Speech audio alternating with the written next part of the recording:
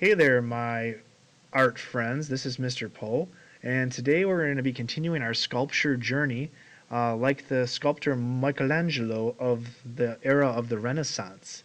And he was best known for saying every block of stone has a statue inside of it, and it's the task of the sculptor to try to chip through it and discover it by removing and subtracting away material until he uncovers the sculpture within. Because he worked subtractively with stone, we're not going to be working with stone like we learned last time. We are going to be working with clay. Stone is mostly subtractive. Clay is a mixture of additive and subtractive sculpting processes. We're going to be trying to take our sculpture today and turn it into something. You're going to have the whole time today to work on that, and your goal is to get it done today because it's going to start to dry out and we have to have it done. Okay, that's the way this will work. Last time you were here, you made a slab. I took these slabs and I waited until they got leather hard. Leather hard means it's sort of stiff, like thick leather, but it's still bendable. It still can crack, so we have to be careful with them. If they crack, they're usually going to crack on the backbone right along here. I took them over a pipe and I bent them, and so now they can stand like this, or they can stand like this. What your job is today is to start to turn yours into something. First, you have to determine if you want to have your sculpture go like this, like I said, on four legs, or if you would like to have it go this way, like I was doing like a little bear like this. Well, pretend I don't want this bear. There, I'm going to pop this head off. There we go. Pop it right off. And I'm going to have it go like this on four legs. My next thing to do would be decide, like, okay, what do I want this to be? Pretend I want it to be a bull. Instead of having it be a bear like it was before, I'm going to begin by making a piece of clay flat. And I'm going to cut out a shape that could be useful to make a bull. I'm going to cut out a shape that looks sort of like a big U shape. So I take it like this. I use my clay cutting tool. This is going to be your cutter. Remember, this is used for scraping things down. You also have some slip. This is your clay glue you're going to have to use. And you have a clay fork for dipping in the slip and putting pieces on with that clay glue.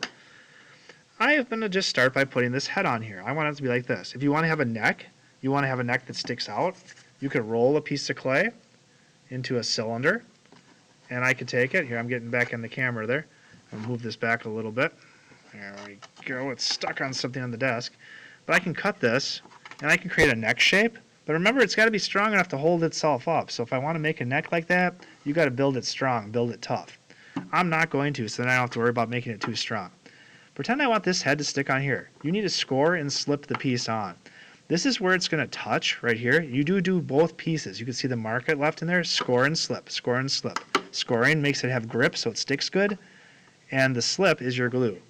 Then I'm going to take a piece of clay, and I'm going to go like this and weld in a little piece on the back.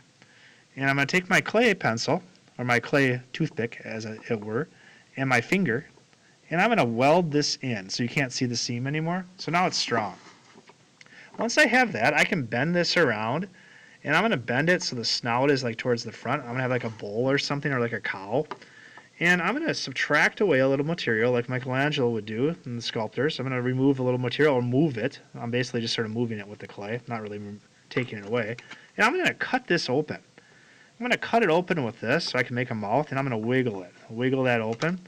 So I start to get like a little bit of a mouth shape. For eyes, I could just go like this and press in and dent it in. That could be fine. You could subtract the material.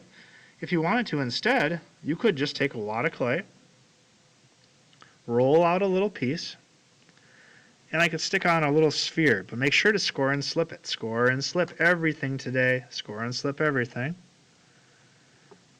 Pretend I scored and slipped it and I liked it. I'm going to put the little indents in there. And that's what happens when you don't score and slip it, though. It falls right off. And now I'm going to figure out how to make some ears.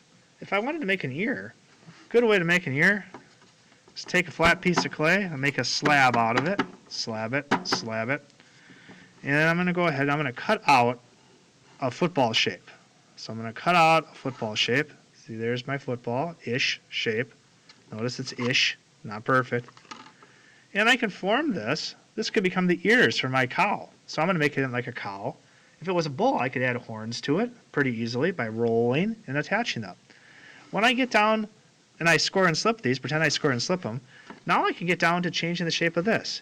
How did I do this? Oh, I kind of have hair on this bull or cow. I'm going to go ahead and I'm going to use this to carve. I can use this subtract away material. This is the subtractive process like Michelangelo would do. Well, oh, I want to have a tail. Could I do a tail? You bet you could do a tail. But be careful. If it just sticks straight out like this, if it's real long, it's going to break. You're probably going to want to have it wrap around a little bit. Pretend I scored it and slipped it, scored and slipped it and scored and slipped it. I almost dumped that over. I'm sure that'll happen to at least 3 or 4 of us today. And I'm going to go like this. I'm going to carve in. There's my tail. Oh, could I put udders underneath it? Yeah, you could, but just be careful. You don't want anything too thick because it'll want to blow up. This is an example. Pretend I'm done. If it's done, you've done your sculpture. You're going to make sure your name is still on it. Make sure things are scored and slipped. Oh, I didn't score and slip that. That's why it fell off. Because if you don't, it will fall off later. Check your quality of your work. And you're going to bring it to me, and we're going to put it away to dry. And then next time, we're going to worry about doing some color on it. Thank you, sculptors. Mr. Poe out.